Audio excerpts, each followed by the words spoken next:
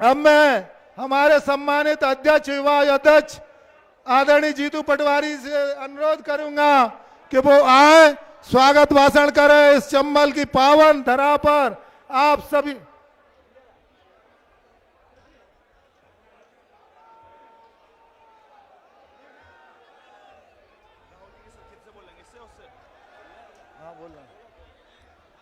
भारत माता की, एक बार फिर से एक साथ भारत माता की।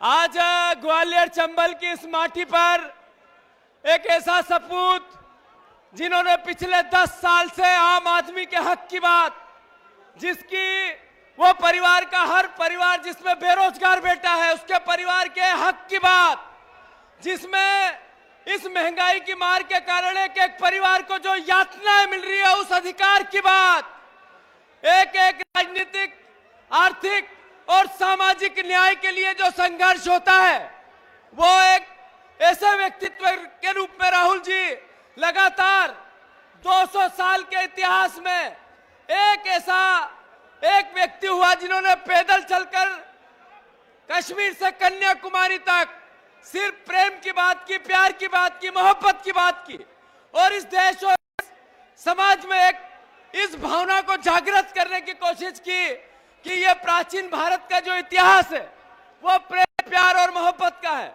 साथियों, लगातार आपके हितों और अधिकारों की बात, आजकल मोदी जी की गारंटी का बखान हो रहा है। सबसे बड़ी गारंटी जो 2 करोड़ रोजगार की थी वो सबसे बड़ा झूठ निकला। उसके बाद किसानों के समर्थन मूल्य की बात हुई। किसानों के समर्थन मूल्य में एमएसपी, जितने का खाद बीज, जितने का बिजली, जितने की डीजल, उसमें मजदूरी डालो और किसान की मेहनत, इतना पैसा लगा के उससे डबल करो, वो होती है एमएसपी। यह देश के प्रधानमंत्री ने देश के सामने कहा था। साथियों, आप सबको पता है एमएसपी पर सरकार का क्या रुख है। यह तीसरा झूठ। नरेंद्र मोदी जी अभी आए थे 2023 में विधानसभा के चुनाव में 2700 रुपए गेहूं के दाम की बात की थी। क्या मिला 2700 रुपए का दाम? 3100 रुपए के गेहूं के धान के दाम की बात की थी। क्या 3100 के धान का दाम मिलने लगा?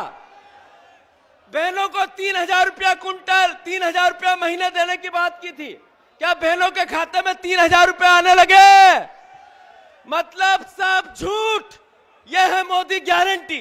तो मैं आप सबसे अनुरोध करता हूं, जोरदार तालियों से राहुल जी का स्वागत करें और मंच पर विराजित सम्मानित सभी नेता, वरिष्ठ जन, हमारे पूर्व मुख्यमंत्री आदरणीय कमलनाथ जी, दिग्विजय सिंह जी, आदरणीय अशोक गहलोत जी, आदरणीय हमारे राजस्थान के प्रदेश कांग्रेस कमेटी के अध्यक्ष, हमारे सीएलपी नेता उमंग सिंगार जी, राजस्थान के सीएलपी नेता हमारे जयराम रमेश जी, और मंच पर विराजित सभी हमारे सांसदगण, विधायकगण, पार्टी के पदाधिकारी, महिला कांग्रेस और सभी आप सब परिवार के साथियों, मैं आप सबका स्वागत करता हूं, सत्कार करता हूं, साधुवाद देता हूं। भारत माता की, भारत माता की। हमारे बीच में पड़ोसी राज्य राजस्थान के प्रदेश कांग्रेस कमेटी के अध्यक्ष परम आदरणीय गोविंद डोटासरा से अनुरोध करूंगा कि वो आए और संबोधन करें। हमारे सबके नेता परम आदरणीय राहुल गांधी जी, प्रदेश कांग्रेस कमेटी के अध्यक्ष मध्य प्रदेश भाई जीतू पटवारी जी, नेता प्रतिपक्ष जी, हमारे पूर्व मुख्यमंत्री कमलनाथ जी, दिग्विजय सिंह जी, राजस्थान के पूर्व मुख्यमंत्री अशोक गहलोत जी, हमारे नेता प्रतिपक्ष टीकाराम जूली जी, और अखिल भारतीय कांग्रेस कमेटी के महासचिव और मध्य प्रदेश के इंचार्ज आदरणीय भंवर जितेंद्र सिंह जी, हमारे जो राजस्थान के सुखजिंदर रंधावा साहब प्रभारी हैं, तमाम सबको साथ लेते हुए सबसे पहले मैं आप सब लोगों को बहुत बहुत धन्यवाद देना चाहता हूं कि राजस्थान से एक उत्साह के साथ, एक जोश के साथ, एक उमंग के साथ में जिस प्रकार से हमारे नेता राहुल गांधी जी की बार जोड़ो न्याय यात्रा आई है, आपने उसी अंदाज में, उसी जोश के साथ में स्वागत किया है। इसके लिए मैं आपका बहुत बहुत धन्यवाद देना चाहता हूं। राहुल गांधी जी जब से भारत जोड़ो यात्रा और अब भारत जोड़ो न्याय यात्रा निकाल रहे हैं, मोदी जी की बेचैनी बढ़ रही है, बीपी बढ़ रहा है, अनाप शनाप बोलियां बोल रहे हैं, गालियां निकाल रहे हैं, कांग्रेस को कोस रहे हैं। ये मान के चलो कि इस एनडीए गवर्नमेंट का, मोदी जी का खात्मा 2024 के लोकसभा चुनाव में होकर के रहेगा। ये इनकी बौखलाहट बता रही है। राहुल गांधी जी को किस प्रकार से संसद से निकालने का इन्होंने षड्यंत्र किया, किस प्रकार 150 सांसदों को निकाल करके आवाज दबाने का काम किया है। लेकिन अब राहुल गांधी जी के साथ पूरे देश का नौजवान, महिलाएं, बुजुर्ग, युवा सारे खड़े हो गए। अरे मोदी जी, किस किस की आवाज दबाओगे? ये न्याय का योद्धा, हमारे भारत का शेर राहुल गांधी आ गया है, सबकी आवाज उठाएगा और तुमको 2024 में यहां से देश की सत्ता से बेदखल करेंगे हम सब मिलकर के। मैं आपको इतना ही निवेदन करना चाहता हूं कि हमारे में मध्य प्रदेश में और राजस्थान में ये कंपटीशन होना चाहिए जीतू भाई, कि कौन लोकसभा में सबसे ज्यादा सीट लेकर के आए। ये कंपटीशन आज हम यहां से करते हैं। इन्हीं शब्दों के साथ आपने हमारा स्वागत किया, सम्मान किया, बहुत बहुत धन्यवाद। जय हिंद, जय भारत।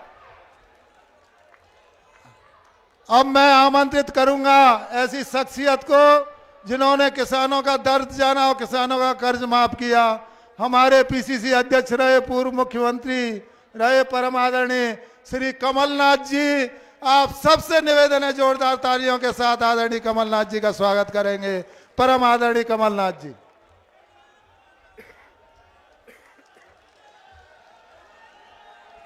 आदरणीय राहुल गांधी जी, आदरणीय अशोक गहलोत जी, दिग्विजय सिंह जी, हमारे अध्यक्ष जीतू पटवारी जी, उमंग भाई, मैं सबका नाम नहीं ले रहा, हमारे सीएलपी लीडर राजस्थान से जो यहाँ आए हैं, सभी राजस्थान के नेता, सभी यहाँ विधायक गण, आज आप सबसे पहले आपको धन्यवाद देना चाहता हूं। इस मौसम में भी आप टिके रहे, आप राहुल जी का स्वागत करने के लिए टिके रहे। और राहुल जी, मैं आपसे कहना चाहता हूं, ये वही मुरैना है जब मेयर का चुनाव आया, उन्होंने मेयर कांग्रेस का चुना। जब विधानसभा का चुनाव आया, यही मुरैना के मतदाताओं ने मुरैना का विधायक कांग्रेस का चुना। ये समझदारी है, ये एक जागरूकता है। और मैं तो सब जगह कहता हूं, मुरैना से जाके आप सबक सीख के आइए, मुरैना के मतदाताओं से आप ट्रेनिंग लेके आइए। यही वे मुरैना है। बहुत खुशी हुई आप सबके बीच में आकर। और हम सब जानते हैं कि अगले कुछ हफ्तों में हमारे सामने ये चुनाव है। ये चुनाव जो हमारे सामने है, ये एक साधारण चुनाव नहीं है। ये चुनाव हमारे देश का भविष्य, हमारे नौजवानों का भविष्य, हमारे किसान भाइयों का भविष्य तय करेगा। लंबी चौड़ी बातें तो हो जाती हैं, आश्वासन हो जाते हैं, पर याद रखिएगा, आप सच्चाई का साथ दीजिएगा। जैसे आपने सच्चाई का साथ मेयर के चुनाव में और विधानसभा के चुनाव में दिया है, मैं तो यही निवेदन करता हूं कि आप सच्चाई का साथ दीजिएगा। राहुल जी निकले हैं यात्रा में, ये इनकी दूसरी यात्रा है मध्य प्रदेश में। इनका संदेश क्या है?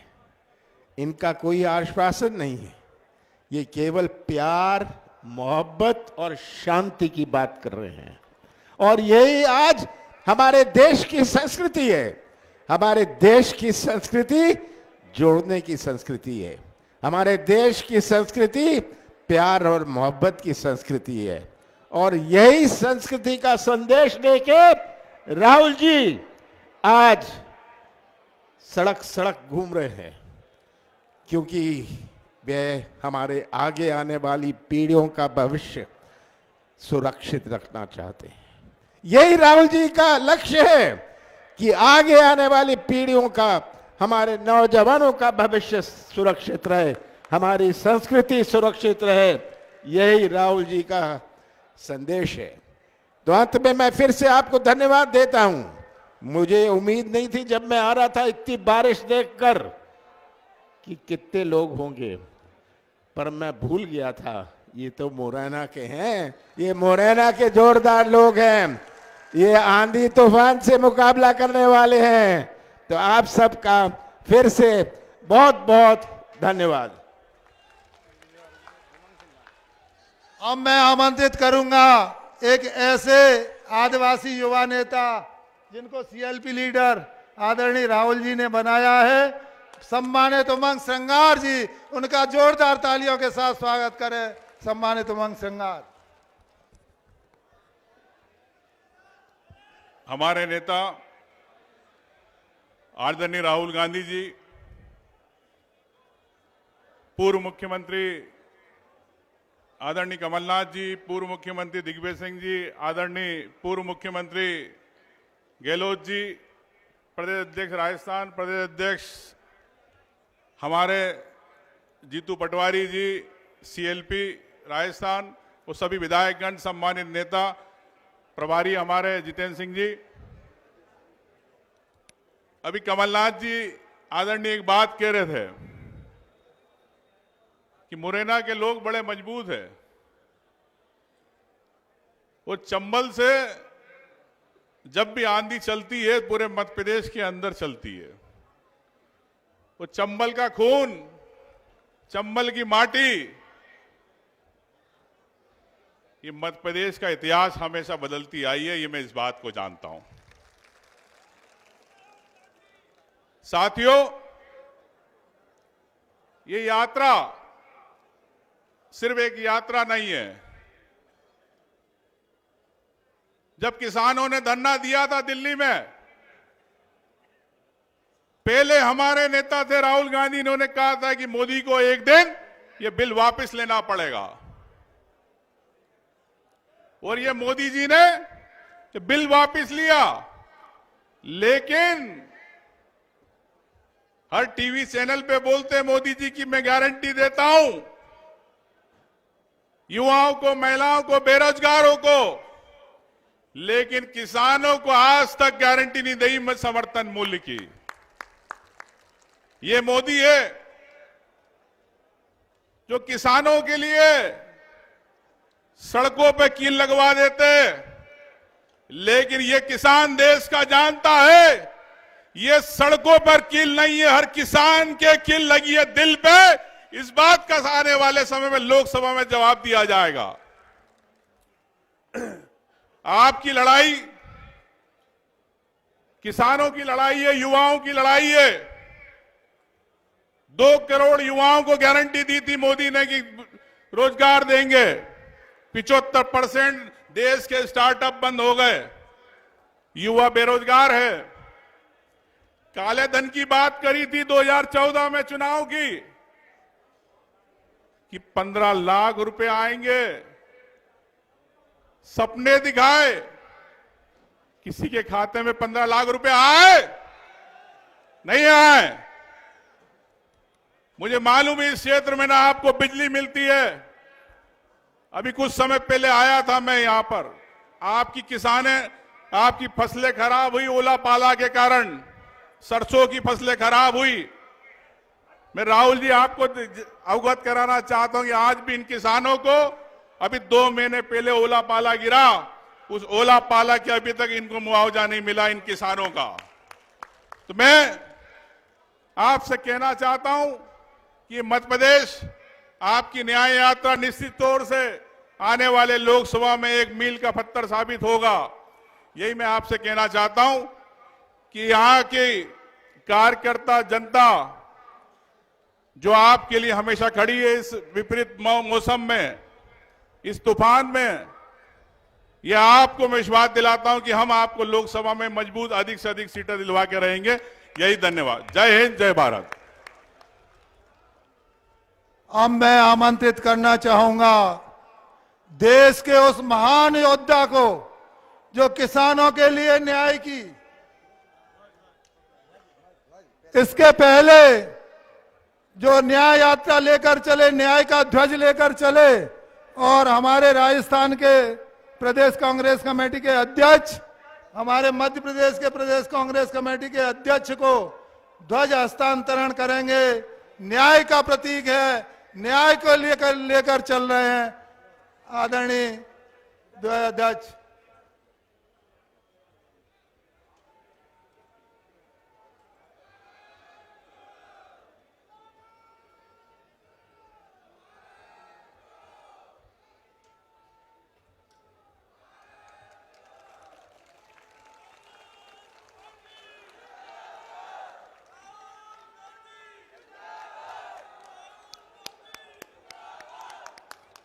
भारत माता की, भारत माता की, भारत माता की। कृपया मंच से सब इधर आ जाएं। भारत माता की। राहुल गांधी। अब मैं आमंत्रित करना चाहूंगा देश के उस महान योद्धा को जो किसानों के न्याय के लिए, जो युवाओं के न्याय के लिए, जो महिलाओं के न्याय के लिए लड़ाई लड़ रहे हैं, आदरणीय राहुल गांधी जी। सम्मानित राहुल गांधी जी का जोरदार तालियों के साथ स्वागत करेंगे।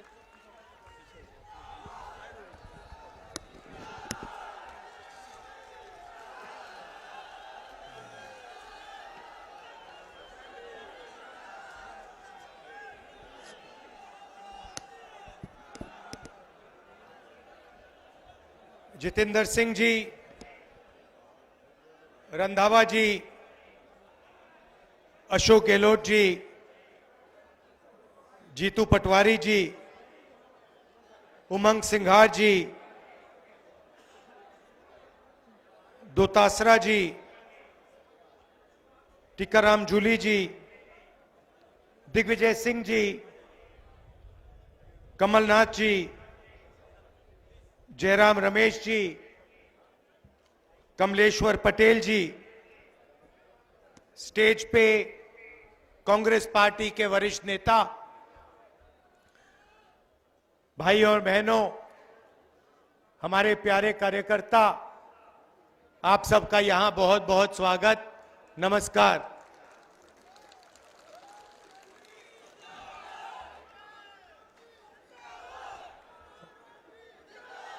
बारिश में आप यहां भीग रहे थे, तब भी खड़े रहे। इसके लिए दिल से धन्यवाद करता हूं। आपको कष्ट हुआ, हम थोड़े लेट भी चल रहे हैं, आपको यहां ठहरना पड़ा, उसके लिए भी मैं माफी मांगता हूं। पिछले साल हमने भारत जोड़ो यात्रा की, कन्याकुमारी से कश्मीर तक चले, 4000 किलोमीटर चले, हजारों लोग हमारे साथ चले। क्यों चले? क्योंकि देश में बीजेपी और आरएसएस नफरत,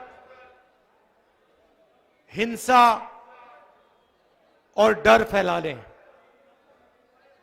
आप जानते हो कि विपक्ष की बात मीडिया में तो आती नहीं है। नहीं आती ना? आती है?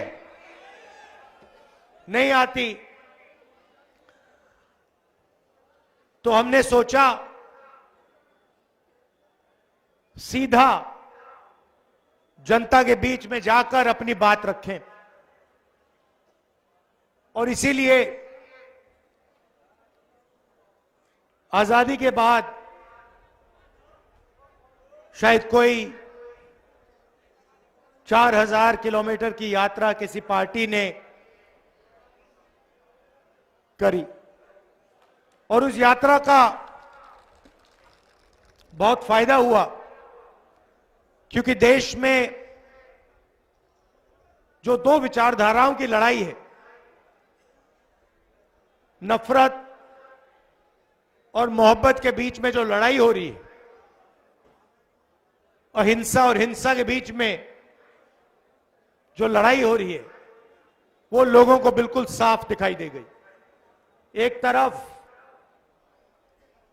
बीजेपी के लोग एक धर्म को दूसरे धर्म से बांट रहे हैं, एक जात को दूसरी जात से बांट रहे हैं, एक प्रदेश को दूसरे प्रदेश से बांट रहे हैं, और दूसरी तरफ कांग्रेस पार्टी सबको एक साथ लाने की कोशिश कर रही है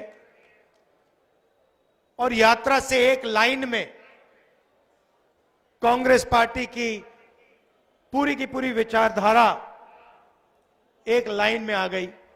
नफरत के बाजार में मोहब्बत की दुकान खोलती है कांग्रेस पार्टी। अब बहुत सारे लोग आए हमारे पास, उन्होंने कहा देखिए आप कन्याकुमारी से कश्मीर तो चले, मगर ऐसे बहुत प्रदेश हैं जहां आपने अपना मैसेज, अपने विचार नहीं पहुंचाए। बंगाल है, असम है, नॉर्थ ईस्ट है, उड़ीसा, झारखंड, छत्तीसगढ़, गुजरात। तो बहुत सारे लोगों ने कहा कि आपको वहां भी जाना चाहिए, एक दूसरी यात्रा होनी चाहिए, मणिपुर से महाराष्ट्र तक। और हमने ये बात मान ली और इसलिए मैं आज आपके सामने यहां खड़ा हूं। आपको एक फायदा हुआ कि मध्य प्रदेश एक प्रकार से देश का जो दिल है उसमें से दोनों यात्रा निकल रही है।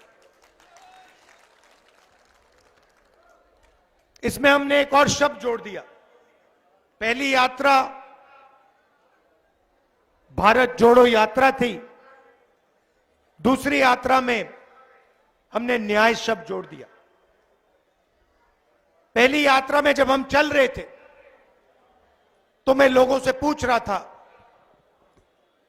कि देश में ये जो नफरत फैलाई जा रही है, जो हिंसा फैलाई जा रही है, इसका कारण क्या है।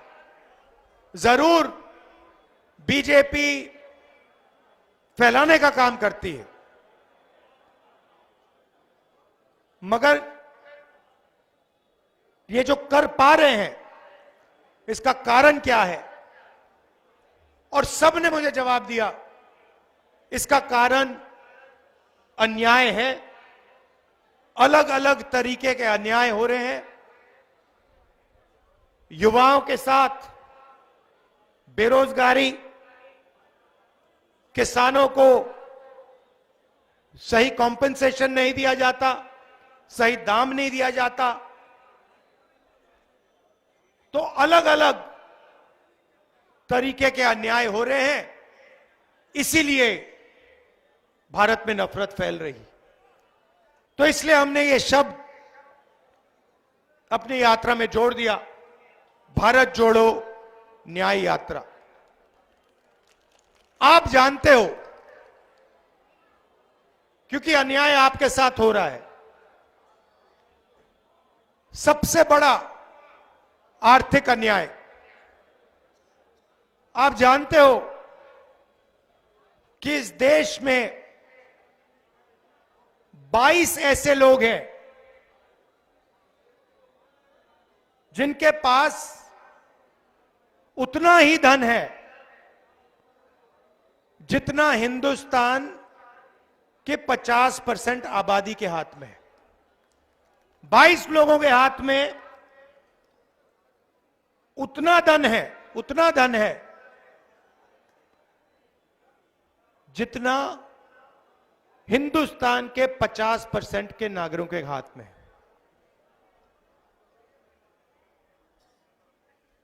जो 50% इस देश के सबसे गरीब लोग हैं, उनके हाथों में देश का 3% धन है। और जो देश के 5% सबसे अमीर लोग हैं, उनके हाथ में 60% देश का धन है। तो सबसे पहले आर्थिक अन्याय, 40 साल से सबसे ज्यादा बेरोजगारी। अगर आप युवाओं की बेरोजगारी को देखें तो हिंदुस्तान में पाकिस्तान और बांग्लादेश से दुगनी बेरोजगारी है।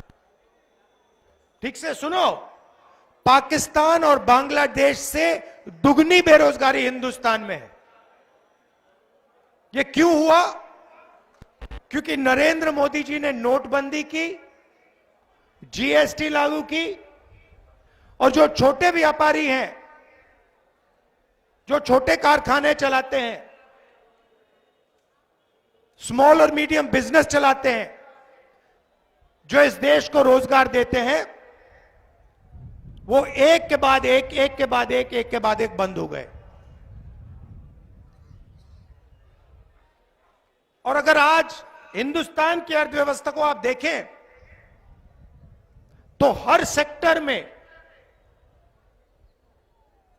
5-6 कंपनियों की मोनोपोली है।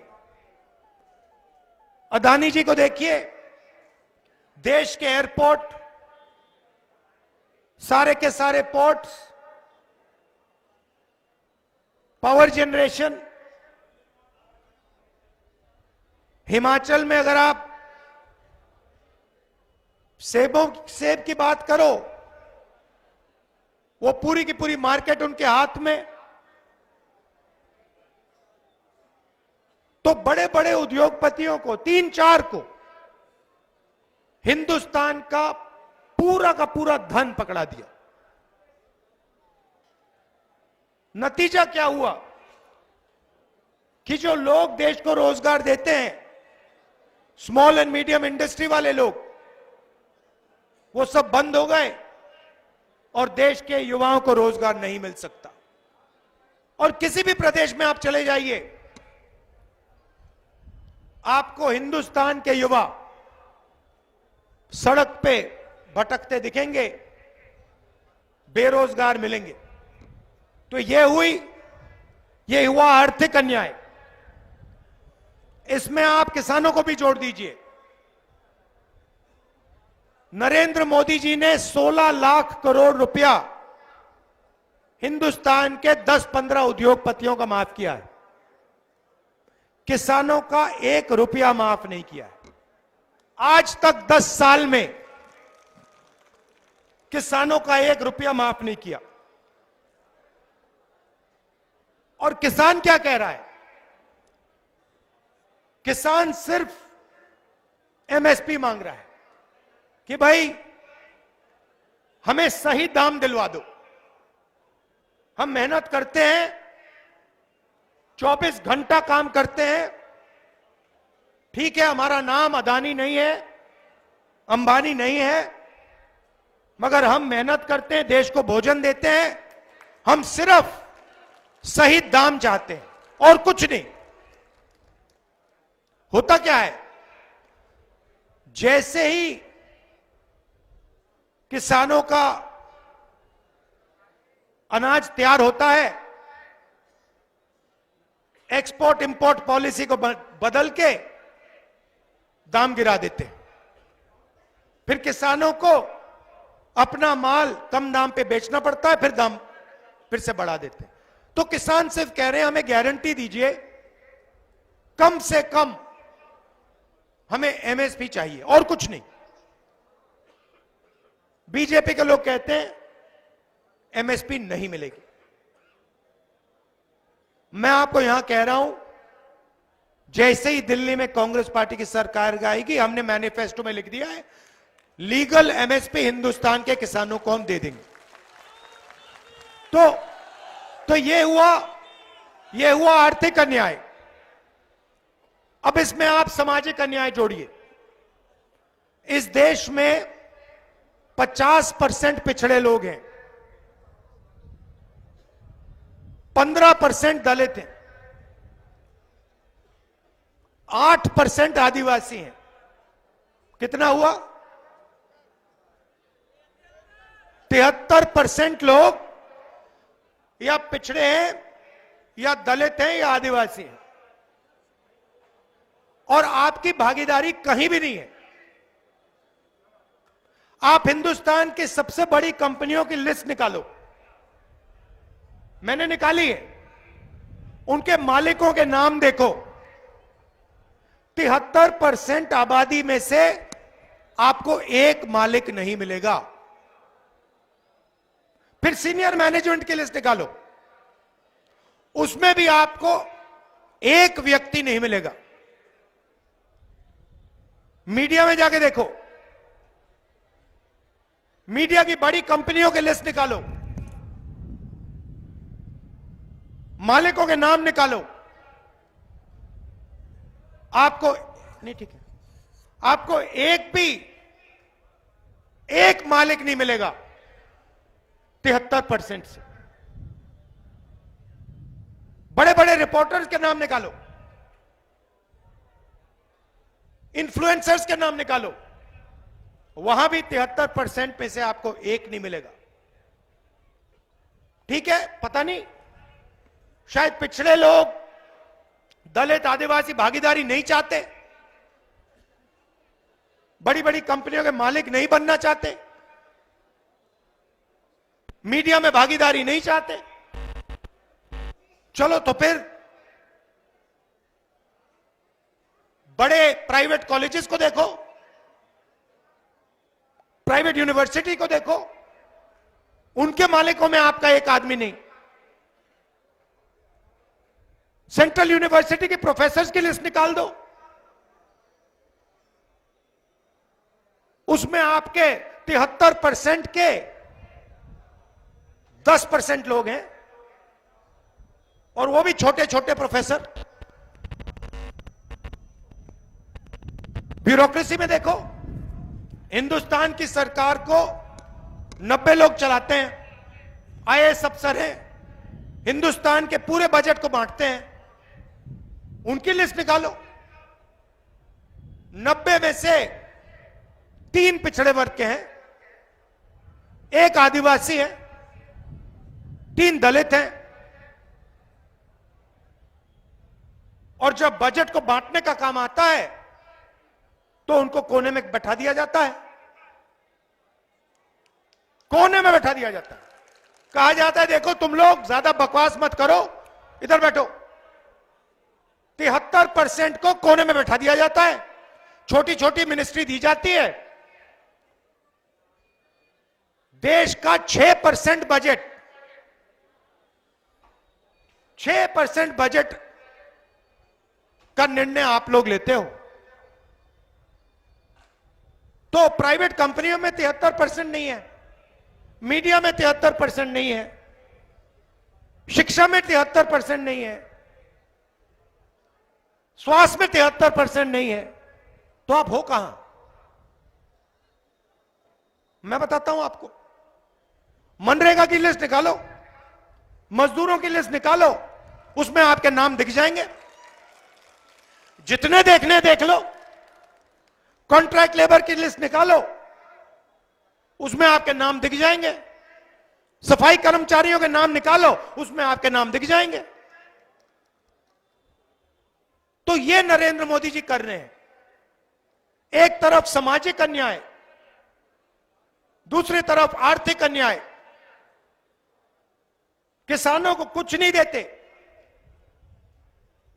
मजदूरों को कुछ नहीं देते,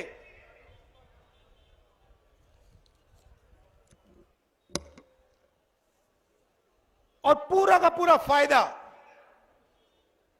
10-15 बड़े बड़े उद्योगपतियों को देते हैं। इसीलिए हमने यात्रा में न्याय शब्द जोड़ दिया, क्योंकि हम चाहते हैं कि इस देश में ये जो अन्याय फैल रहा है ये खत्म हो, और गरीब लोगों को, कमजोर लोगों को न्याय मिलना शुरू हो। सामाजिक न्याय का क्रांतिकारी कदम जाति जनगणना है। ठीक है, जिस दिन ये हो गया, उस दिन 73% को इस देश में भागीदारी मिलनी शुरू हो जाएगी। वो पहला कदम है, क्योंकि आप लोगों को अपनी शक्ति पता लग जाएगी। आपको पता लग जाएगा कि भाई हम 73% हैं और हमें कुछ मिल नहीं रहा इस देश में। जाति जनगणना 2 स्टेप्स का होगा। 2 सवाल के जवाब उससे मिलेगा। पहला, पिछड़ों की कितनी आबादी, दलितों की कितनी, आदिवासियों की कितनी, और दूसरा, इस देश में जो धन है वो धन कैसे बटा है। आदिवासियों के हाथ में कितना है, दलितों के हाथ में कितना है, पिछड़ों के हाथ में कितना है, और ये जो सारी की सारी संस्थाएं हैं, इसमें कौन से वर्ग के कितने लोग हैं, ये आपको आपकी आंखों के सामने आ जाएगा और आपको पता लग जाएगा कि आपके साथ कितनी बेईमानी की जा रही है और आपको कितना गुमराया जा रहा है। अंत में मैं अग्निवीर की बात करना चाहता हूं। पहले क्या होता था, इस देश में एक तरीके के शहीद होते थे। सेना में, वायुसेना में, नेवी में अगर कोई शहीद होता था तो उसे शहीद का दर्जा दिया जाता था। अगर कोई अपनी जान देने के लिए सेना में जाता था तो देश उसकी रक्षा करता था। उसको पेंशन मिलती थी, रिटायरमेंट के बाद उसको कैंटीन मिलती थी, गांव में उसका आदर होता था। आप लोग जानते हो, आपके गांव में एक सर्विसमैन जो होते हैं, पूरा समाज उनकी आदर करता है, उनकी रिस्पेक्ट करता है। अब अग्निवीर योजना में 2 तरीके के शहीद बनने जा रहे हैं। शहीद दोनों होंगे, मगर अगर शहीद अग्निवीर है तो इसे शहीद का दर्जा नहीं मिलेगा, उसे पेंशन नहीं मिलेगी और उसे कहा जाएगा, देखो भैया, आपने देश को अपनी जान दे दी, मगर देश आपकी इज्जत नहीं करेगा। देश सिर्फ 4 में से 1 जवान की इज्जत करेगा, जो बाकी 3 अग्निवीर होंगे उनको निकाल दिया जाए। 4 में से 3 लोग वापस आएंगे, उन्हें ना पेंशन मिलेगी, ना कैंटीन मिलेगी, ना उनको गांव में कोई रिस्पेक्ट मिलेगी। और ये अग्निवीर योजना हो क्यों रही है? क्योंकि सरकार चाहती है कि डिफेंस का जो बजट है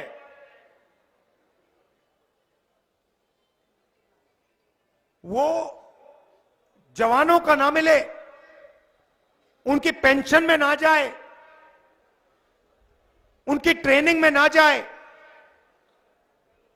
मगर बड़े बड़े उद्योगपतियों के बैंक अकाउंट में जाए। आप अदानी जी को देखिए, आज पहले क्या होता था, हिंदुस्तान के हथियार ऑर्डिनेंस फैक्ट्री में बनते थे, गोला बारूद ऑर्डिनेंस फैक्ट्री में बनता था, एचएल हवाई जहाज बनाता था, अब क्या हो रहा है, एचएल को परे कर दिया। अदानी जी अब हथियार बनाएंगे, बारूद बनाएंगे, गोलियां बनाएंगे, ड्रोन बनाएंगे, हवाई जहाज बनाएंगे। और भाइयों बहन, ये बनाने वाले नहीं है। ये होगा क्या, ये बाहर कंपनी को कॉन्ट्रैक्ट दिया जाएगा, बाहर की कंपनियों को कॉन्ट्रैक्ट दिया जाएगा और अदानी जी को उनका पार्टनर बनाया जाएगा और फिर उनका माल अदानी जी यहां बेचेंगे और डिफेंस का बजट सीधा अदानी जी के बैंक अकाउंट में जाएगा और हमारे जवानों को कहा जाएगा, देखिए अदानी जी का जमाना है, आपका बेटा मर गया, आपका भाई मर गया, उसको हिंदुस्तान की सरकार शहीद का दर्जा नहीं देगी, उसकी रक्षा नहीं करेगी, तुम जानो तुम्हारा काम जाने। यह अदानी जी का जमाना है। धन्यवाद। यह होने वाला है। तो इसीलिए हमने न्याय यात्रा शुरू की और आपने इस यात्रा का इतना समर्थन किया, अपनी पूरी की पूरी शक्ति आपने इस यात्रा में डाली। इसके लिए मैं आपको दिल से धन्यवाद करता हूं। नमस्कार, जय हिंद।